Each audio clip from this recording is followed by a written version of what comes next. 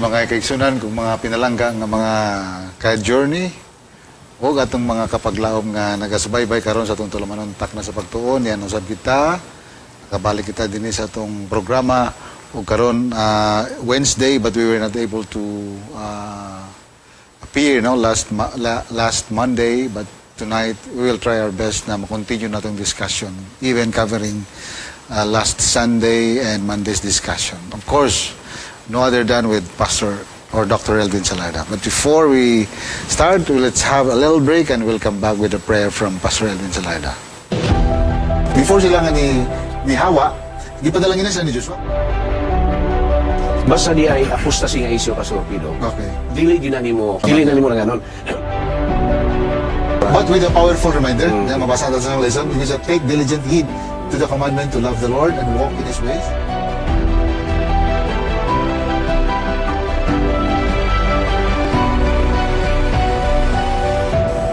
Father in heaven, this evening, again, Lord, we ask for your wisdom with Pastor Roxy so that as we discuss our lesson, through your wisdom, we can impart what we have learned. And thank you for blessing all our kapaglaom, friends, and brothers and sisters who are watching us tonight. In Jesus' name I pray, amen. So, of course, ang atong topic, Pastor, medyo I don't know how do you look at how do you look at this. First of all, kani siya nagapanguluhan sa living in the land, no? Living in the land. So by just simply reading the title, marag to me, no? In fact, when I read the title, before I read the whole thing here, nakita na ako nga na problema. Yeah. Kanang living in the land. But ato nang pagasusihon kung unsay mga hinungdan ani what are the causes of this problem ug unsa po ilang solusyon sa aning mga problema. In fact, one thing that really makes this interesting is, di ba sa kasagaran nato nga pagdiscuss ni Pastor is, but when we talk about their challenges or their problems, we always refer it sa ilang kaway. Yes. So people outside of kanang Israelites mismo, but now it goes back again sa ilang pundo. So community nila. So lantaw na to gato ng pagkakuhaan og mga nindot nga lesson, especially sa atong kapanahonan. But before we do that, ako sa pagabasahon ng atong memory text nga makita sa Proverbs 15:1, no? A gentle answer turns away wrath, but a harsh word stirs up anger. When I first read this, I said, what on earth bitaw nga gigamit ni siya nga verse. Pero along the line, no, I go to Sunday, Monday's lesson, makita din mo nga naday siya dako kayo nga relevant kay siya sa panghitabo nga gikutlo or nga gipadako sa atong author sa atong lesson. So ako ngayon si Dr. Elvin sa paghatag sa kanang iyang takeaway or introduction sa atong lesson kay wala man ta last Monday, Pastor Elvin. Yes. So kung pwede, so give us a little background of our lesson for this week. Mga kapaglaom, nindot biya gining ato nga lesson. Yes, sir. As I read this from the very beginning hangtod sa Wednesday, ako nakita din actually this is a conflict resolution nga panglantaw ba nga muraog ang author gitagaan ta niya og pagiya nga this is how you are going to handle in a situation, a conflicting situation. Very specifically ni ini nga given nga situation atong nakita og giunsa paghandle sa mga tribe ni Manasseh, ni Ruben og ni Gadite, no? Gadite, no? Sila nga tribe unsa nila paghandle ang mao nga situation. Muna nga sa first text pa lang nato sa Proverbs chapter 15 verse 1, a gentle answer turns away wrath, but a harsh word stir up anger. So, imo nang makita din hidaan nga i-prepare bitaw sa atong author, Pastor Pido. Right. Yeah, when there is a conflict within the community, ang pagdilaan niya dili siya dalion bitaw, dili bitaw kanang rough nga paghatag og solusyon nga rush bitaw kayo. So gihanay din sa atong author nga giunsa pagdeal sa mga tribe of Reuben and Gad, Gadite and also Manasseh, nga kini nga problema ha, na solved in a very peaceful nga kanang kalinaw sa community. Because imagine, in this lesson, itong makita, just kanang murag wrap up lang, no? Nga, itong makita nga, the other tribe of Israel is try to wage a war against these two tribes. That is Jordan nga, the eastern part. So, imagine, og wala ni siya ma-deal og ayo, this could erupt a civil war among the people of God. So, muna nga, nindot ni siya nga lesson that we can be guided how we are going to solve a problem in our present situation. Because in our lessons, it also tells us in our community, in our church, because we have different backgrounds, we have different race, different lahat ang mga background every person, because we are all unique, and we live together in a community, we fellowship in our church. So there must be adjustment, there must be some acceptance, there must be some tolerance with each other. So this is what I see in our lesson, nga very helpful kayo how we apply this sa ato nga practical life in trying to associate with among us and solving some problem nga mo crop up, nga unexpected nga mga panghitabo sa ato nga community. Right. So, ang kisigutan ni Dr. Elvin or Pastor Elvin, ang war nga hapit gud ni erupt, no? Yes. Because of, just like what he said, misunderstanding. So, actually, another one part is, kung atong pagalantaon natong lesson, just to give them the background, naka-base maguni siya sa, di ba, Joshua chapter 22. Diyan nato makita ang the whole narrative sa aning sugilanon. First of all, kani siya, just like itong gi-istorya ni Pastor Elvin, ako lang sumpayan gamay, sa pagsugod sa verse 22, diri na ito makita nga kaning tong panahon bitaw nga katong mga the tribe of Reuben, the tribe of the Gadite, and the half tribe of Manasseh, no? Nga finally makabalik na sila sa ilang ilang lugar, no? Nasayn nga lugar nila. Yes, ang ilang nasayn nga lugar is dito sa east part of the Jordan River. Tabuk pa. So siguro mangutana ta kung anong dito sila, because kanidi sila nga mga tribe, according sa history, mo sila mga tribe nga gabuhi og dagang mananap. So kailangan nila og kanang simpre magpatubig, magpainom silang mananap or whatever. So basically mo na ang reason. So they chose nga mo stay dito.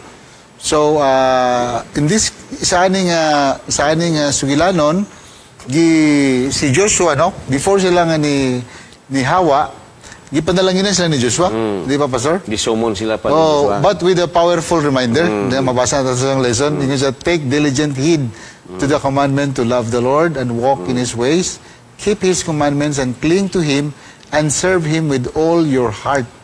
Sa Joshua 22 verse 5. Yes. Pero samtang sila nga nag-cross sa Jordan River, ang eastern tribes naghimo daw og dako kayo nga altar. Yes. Di ba? Yes. So nang nakita sa mga tribo nga diha sa western side, nagpanic sila. Kay kanang maghimo day kag another altar, ang ilang honor din, that is a case of apostasy. Kay mura bag you are serving another god or you are introducing another god, competing sa true God. Yes, competing sa true God. So mo lang mga panglantaw sa mga taga-western part, mga tribes nga nasa west, dito gid mismo sa Promised Land, nga naka-occupy sa Promised Land. So according to Pastor Salarda, no, nagpanic sila, and then they're thinking they're rebelling against God. By building an altar, because that is a rival, di ba? Just like what Pastor said, no? So nag-andam sila sa pag-war. Kanang to go to a war with those tribes. Yes, two tribes. Para lang nga ma-stop sila kay to them, dili gina siya maayong sa ilang panghuna-una nga mag-introduce sila og another god. Yes. So dapat ma-suppress na siya kanang immediately. So ingana day na siya, Pastor, no, kanang dili day lang ngayon. Oh, no? So, at least, dili po nato sila ma-blame kay ang ilang una-una, maut po to. Pero ang question is, sakto ka ilang judgment mo tong gisulti ni Pastor Salarda nga based on their judgment. So, to them, it is a case of apostasy. It is also a case of kanang national crisis, no? So, when confronted, kung nag-confront na sila, ang taga-Eastern tribes na-explain. Kasi nga, this altar is not for sacrifices. Nindot, no? Yes. Kaya di ba, gipadalaan dito o kanang taga-Western nga mga representatives? Mga every heads of the tribes. Yes, every head of the tribe. And also the son of the high priest. High priest. So, nindot kayo, no, nga, yan bitang nga pamagi, Pastor. Kanabitang how they, kanabitang dilita magdali-dali sa tong kanang perception, kaya usay kaning perception magud nato, usay ang nag-influence ani, usay dili siya based sa what is actually happening in the ground ba. Yes. So, this is one thing I like kaning libro sa Joshua because I believe nga usa na siya sa mga nindot nga pamaagi nga angay pag-alantawon sa atong mga pangulo, including you and me, no? Yes, mga pangulo sa local churches, mga heads sa department nato, no? So, ingon ng taga-Eastern, no? Dili ni siya altar for sacrifices. Mabasa na to sa Joshua 22:7. Ingon sila, it is a witness between us. A reminder that we also belong to the Lord. So, because of this, war was avoided and unity is restored.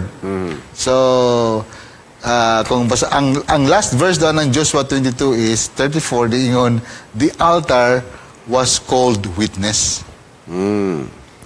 Witness. So, ang cause lagi doon ta sa war nga hapit na gyud nga muirap is based on just simple misrepresentation. Pastor, say mo, sige na, Pastor. Murag lalong imong ginuna ron.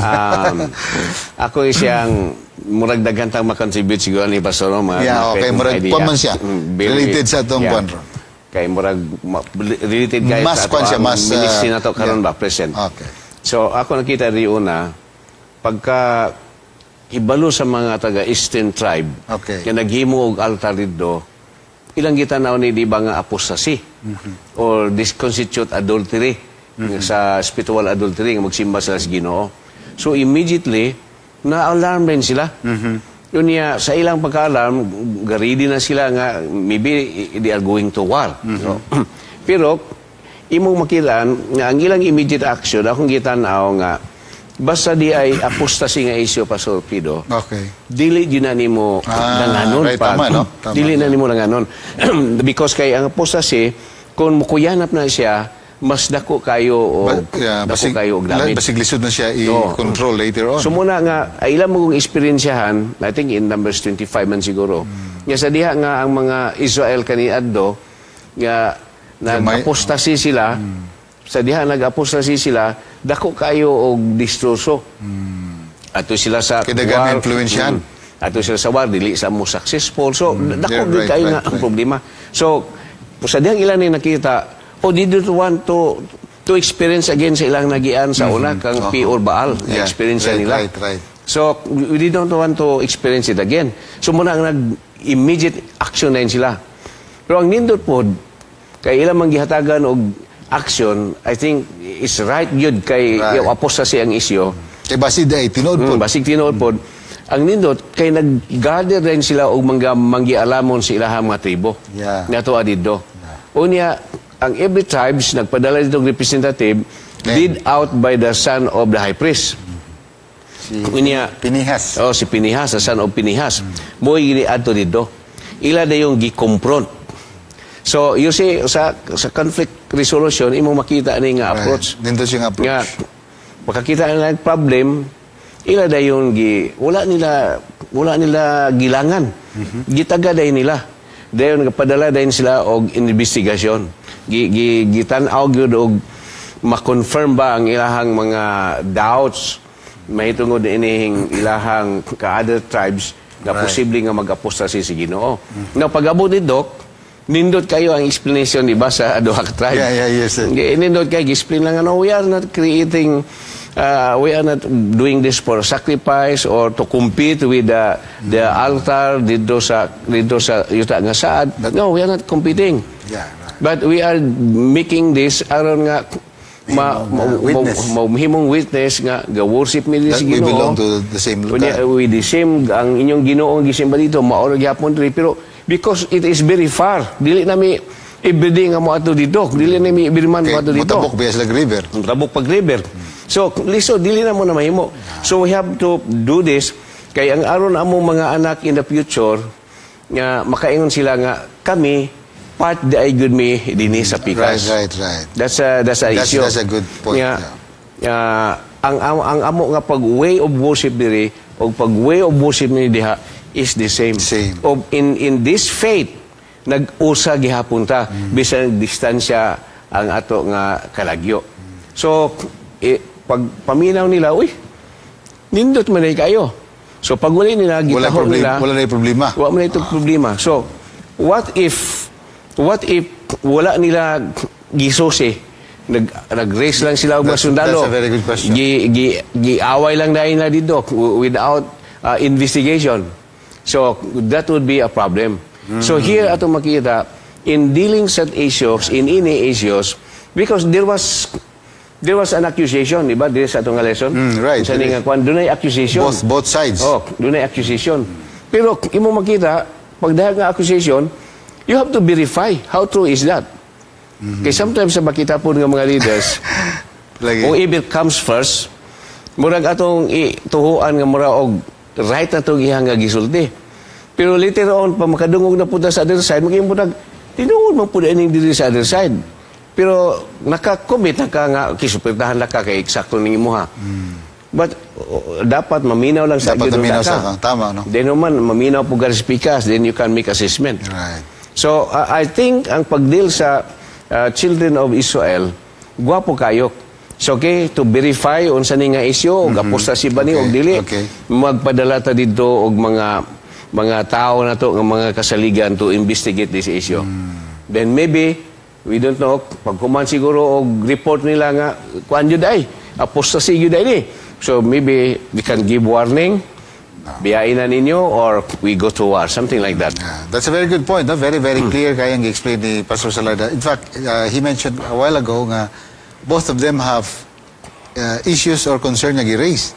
Di ba? Ang sa western side po, siyempre, ilang giprotektohan ng Ginoo. Yes. Kaya dili na gusto nga ang ubang kauban nila sa ilang tribes or naga-worship of another God, which is also correct. Pero on the other side, kani pong sa eastern part, katong gingon ni Pastor Salada, I like the word gingon niya nga part ba. Kay ila tong gihimo kay ang ila po din gunauna, basig maguna-una ang mga taga-western nga mga tribes. Basig wala na po sila ibahin sa Ginoo nga ilang gisimba. Which is also legitimate and di ba? Tama po, no? So, yes. So, Dr. Elvin, I like what you said. No? Sometimes it's very, very important nga kaning presence of ka spiritual and good leader. Yes. Kay, kung dili pod wise ang leader ani, he could have made a wrong dako ka siya. Dako ka. Di ba? Kung kanang impatient, tapos kanang di mo konsulta, and above all kanang dili pod mangayo og kanang guidance pinagi sa pagkampo. So imagine kung nag-declare ka war right away, the damage ba nga iyang nahimo. That's possible. That's why I like what you said na ingon ka kanina nga kani nga pa mga pamaagi nagpakita kani og gitawag na to kanang inter-diplomacy ba kanang para inter-tribal diplomacy. So before, just like what you said, na before sila nga mo go to war, ilas ang ila biya ni mga kauban. Yes. Dili biya ni mga igsoon nila. Nagkuyog sila sa war for so long a time. Tapos, all of a sudden, mo decide ka nga mo go to war against them, which is a very questionable. So, not really kanang rushing into action ba? Anang both parties, they observe diplomacy. May ako nakita ba? Right. They all observe diplomacy. Of course, kining pikas, they are preparing probably for a war. Pero ila pang gitagaan ang kanabitang space of diplomacy. Nga, tanahon yun nato ni. Susihon yun nato ni. kay di ba sa conflict resolution. Unahon man gyud nimong tan-awon og unsay root cause. Okay. Then og ma-identify nimong root cause, then Ito imo i-treat. muto imo nga i-treat. So kini nakakita man sila og mga accusations, nakakita man sila issue, so ila sang gi-resolve og unsa ba gyud ni nga verify nila unsa ba gyud ni nga issue. No.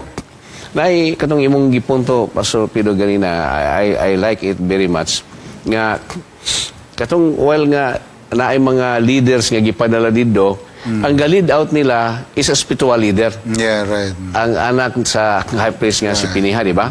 So, ako nakita ba nga naalaman ng tatong mga tribe leaders. Mga gahay kayo. Mga gahay kayo. Yet, they send someone, a spiritual leader, to be with the group.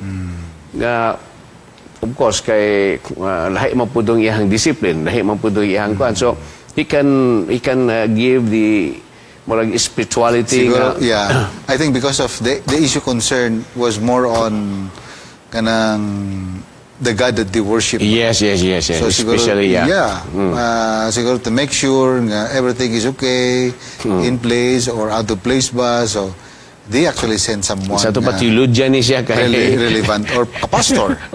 Murag ang issue ani mura og kanabang theological issue ba. But I think just because we're atong isgutan ka ng element of diplomacy. Siguro spiritual diplomacy. So siguro kani siya nga anak sa ni Pinias. Si Pinias man no? Yes. So na-train ba siya ba? Kanang ako mo nakita based on my experience sa mga observation, ikaw and then others but baka ng a spiritual person lahi mo ng ilang kwan, lahi ang approach ba? Manognize sila uniqueness bitaw nga usahay naga-vary siya from one case to another. Siguro based on the impression of God on them, depende sa nature sa problem, Pastor. Yes, so that's why ang choice good nga siya ipadala dito. It was really the right choice. So yes, very very important. Bisag sa mga appointments sa posisyon, very important bitaw. Basta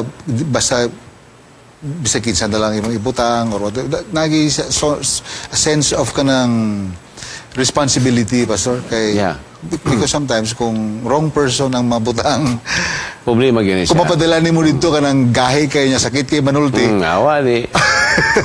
Kunya ang iyang intention is just to argue or to just to create problems or what. So instead nga ma-minimize ang problem or ma-solve ang problem mo escalate na ma-escalate siya ba? Instead nga ma-salvage yung tato or ma-minimize ang effect, madako rin og samot. So, very, very important actually, this lesson mo na, just like what you said, I agree with you. But, nakita po na ako dito, Pastor, is, I think the number one problem is kaning misinterpretation. Sa imong experience, Pastor, how serious is misinterpretation nga sometimes mo na nakahatod og dako kay nga problema nga dili unta. Tungod lang yun sa mali nga pag-interpret ba sa panghitabo? Yeah, actually, sa mga ibutan nato sa atong mga church leaders or kay nagdeal magunta everyday sa atong congregation, sa atong community, naagi mga problema nga moabot. So muna nga og naay mga issues, naabay mga kanang problema nga moabot, kinahanglan jud number one ang atong leader is impartial sa mao nga issue. Because being impartial, wala kay gisaydan magud sa both sides.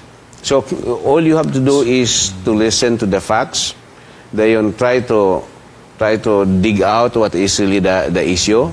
Then maybe kung ay other party involved, you have to listen to the other parties. Then ipa-explain nimo ilang side. Then later on you can make a judgment. Makahimo ka og assessment og which ang insakto ani. Of course, by the grace of God, tagaan tag wisdom si Ginoo, kaya naman po yung mga bakakon kayo, maayon po kayo sa inyo uban mo fabricate. So, you have to go to the roots good. Not only nga mo rely lang ka sa iya nga gisulti. Maybe you can ask other person involved in that particular nga issue or diha nga community, so you can draw out not only one, but maybe you can ask more. Kaya otherwise, katupong imong nakuha, pangutanon, kumplot po na nung usa. So, makatuo ka sa sayop nga mga idea. So, muna nga, grabe yun bitaw ka nang mag-deal ka sa mga sitwasyon na anak, Pastor Pido. It really calls for wisdom. You have to ask the wisdom of God yun po nga dili ka ma-persuade ba kaya naamoy mga tao nga maayo kayo mo manipulate. So, meaning to say, it could be nga sayang problem mo arise siya, dako kay nga spiritual wars atong kinabuhi, not because of sin, yes, but because of misinterpretation. Yeah, like, yes. for example, kanang ma-misread nimo ang motibo sa tawo. Yeah. Or sometimes, in the other way around, just like to imong gisulti, no, nga, say, na imong storya. Kanang, number 2, kanang, siguro kanang incomplete nga information. Yeah. That will also lead to misinterpretation. And kanang, muakaw, kanang imong gisulti kanina, I like what you said, kanang, moderation lang ka without, kanang, verification. Without making a dialogue ba? Diba? Kanang conversation. So, very important kanang, igawin mo kanina nga, imo siyang pangutanon, mo converse kayo sa mo in the process of conversation. Ma-process mo gani mo. Imo mo makita ang kwan. So, palitan ng mga train nato nga mga counselors.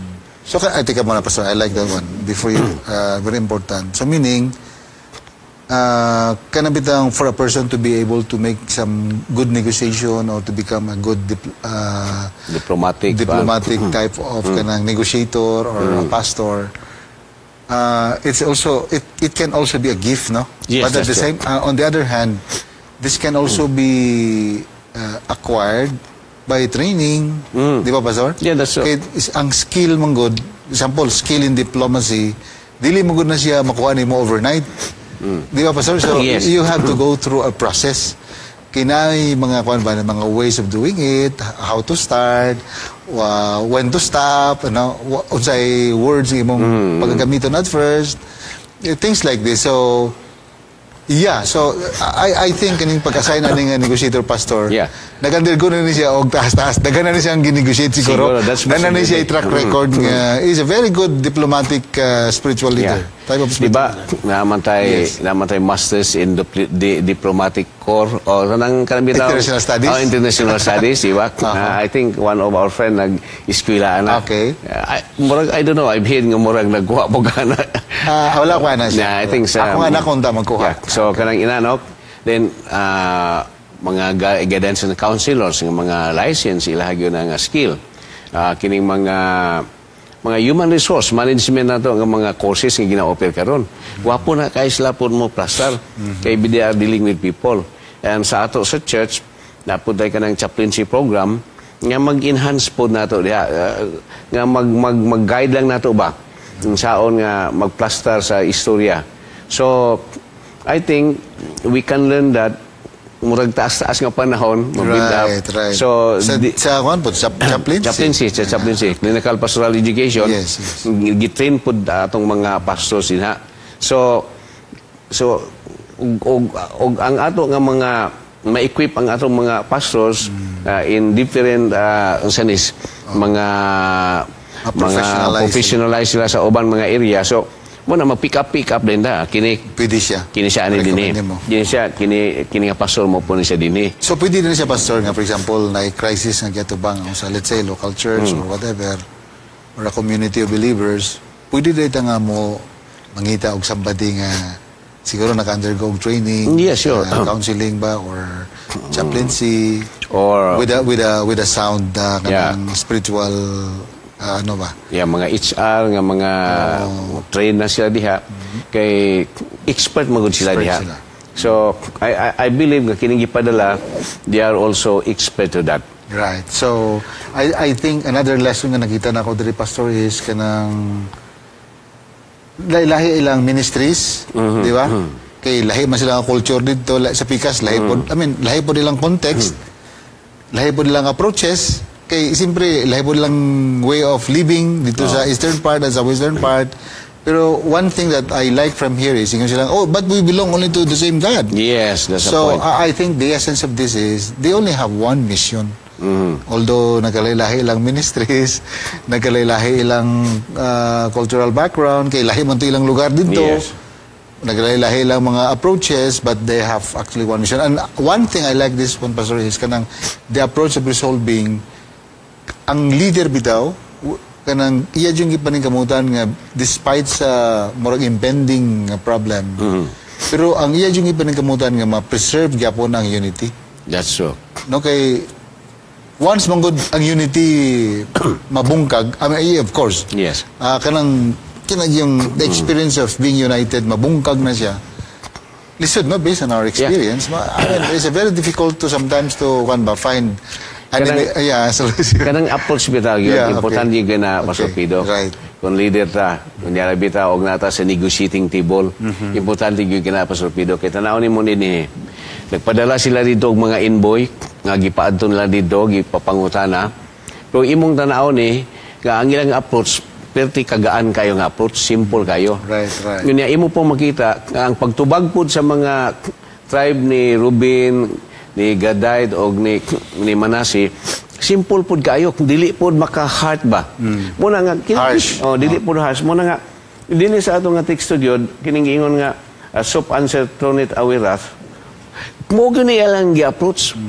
So meaning sa panahon days, for example, ito sa kanag yung clear-cut realidad ba? For example, ang problema ng imong gatubang is puro mga isog kayo. Yes. So, pero kung magpadala po ka dito ng isog po, so, wala. That will not work. No? So, that will not work. So, dapat, you send somebody nga lahi sa ilang common nga kinaiyak. Kana bang mga tao bitaw nga diplomatic yun sila. Kay kon ipadala mo tong mga kulirik, kapag abot na mag-class na dito. Pero katong mga for example, na kusog margyo. So, magpadala po ka dito kusog margyo. Wala na. So, dapat katong di kay kabalo margyo. Katong ipadala nimo to, katong mga kusog mo pailob. Kanataas og pailob. Then naana pod sila eksperyensya sa mga issues nga kanang kahibalo sila sa issues ana mga butanga. So pag deal nila clear kayo nga mao ni ang issue. Okay, pag pangutana I believe gipangutana man gyud sila nga unsa man ning among nadunggan nganong gatungkod man mo ning altar. O are you doing this to complete the altar dito sa yuta nga saad o dito sa Shiloh? Are you competing this? So, ang pagtubag, simple kayo, we are not doing this to compete for burnt offering. We are not doing this. But this is for a witness to God. So, gimo nung tanawon. Pila po mo na nga part sila sa panalangin sa Ginoo magyatag sa ila. Moingon silang, ugmaw na, sayop na yung among ginahuna nga, ilan na mga tanaw, sayop na yung mga. Nindot, tiri yung gikuan. Kanindot man na ini. So, now, nawala ang gihuna-huna nila nga, doon na untay dako nga, kagubot kay maayo man ang intensyon. Muna nga, importante gyud nga kung doon ay accusation o doon na may mga issues, kinahanglan susihon yun na siya o niya ang magsusi po, dili lang po harsh ang magsusi. Pakisusi ba unsa gyud ni unsa may intention ani nganong inani man ni. Now, when they learn that ang iyahang hunahuna nga mag-raise sila og sundalo kay magubat, it all die down. Wala dahi. So, that's a very good approach, mga kaigsunan nga angay na ito pagkabantayan, especially sa itong mga leaders, sa itong lokal nga mga iglesia. So, lastly, ako nakita diri, Pastor, another one is kanang unity. Because to me, kanang unity is very, very important. Sige po ning gina-emphasize ni Pastor Caderma. I always heard this from him, no? Every time he speaks, namugawas yung word nga unity, united in mission. Pero kung the same what he speaks to us, no? Also in this context, unity is not sameness, di ba? Dili siya dapat uniform na tanan, but it's actually murabag unity is our mutual loyalty to God.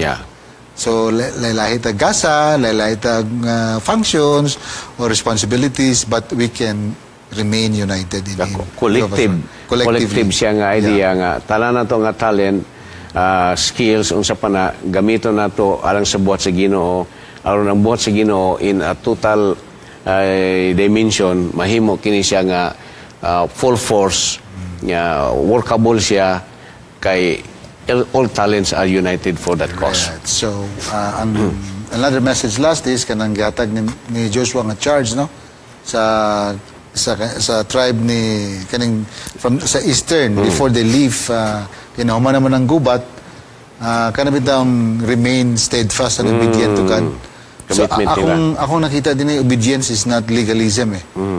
Kayo sa mo ko bingon obedience murag legalism, no, it's not, no? But it's actually obedience is a relational loyalty.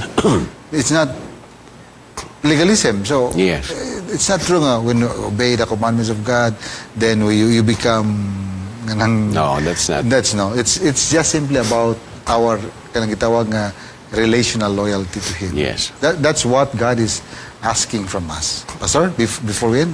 Yes, atong nakita din nga ang pagpatawag ni Joshua sa ilaha katong dayon sila gipapauli nga gipa-commit sila ni Joshua, gi-charge sila ni Joshua. Ila gyud tong gitindugan, ila gyud tong gi-preserve gyud. Muna nga katong ilahang gipatukod sa altar, it was not to go against but for a witness of God nga ang Ginoo ilang simbahon o ang ilang next generation makita nila nga ang tabok dito sa suba og sila usara ka Ginoo ang gilagaran. That's very good. So thank you very much, Pastor Dr. Elwin. We'll see you again this coming Friday, same time, dinay lang sa Hope Channel South Philippines, sa kining nga programa Takna sa Pagtuon. Ayaw palong nga makaigsunan lang imong TV ba or imong gadget. Yes. Kaya doon na ay musunod nga dako sana kanang importante kayo nga mensahe nga ngay nato pagkapaminawan with Pastor Morovin. Yes. After this program. So stay tuned, same channel and same page. Of course, thank you very much for being with us all throughout for the whole duration of our conversation here on Takna sa Pagtuon. Magdakuta sa itong mga Heavenly Father, we thank you so much for the privilege of being able to connect to you. I know how sometimes weary and tired we are, but we're happy, dear Lord, that you continue to sustain us and you give us always the opportunity to be available to any part of our calling, especially here on Takna sa Pagtuon. I thank also Pastor Elvin for his ministries and for the things that he has been doing for you. May you continue to bless him.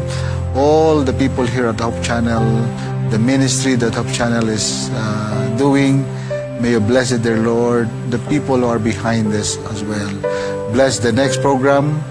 May you take good care of our audience, wherever they are, of our viewers, regardless of what religious denomination they represent.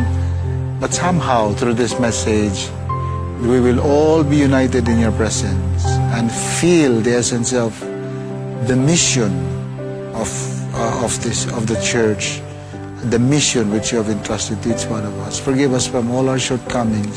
In Jesus' name we pray. Amen.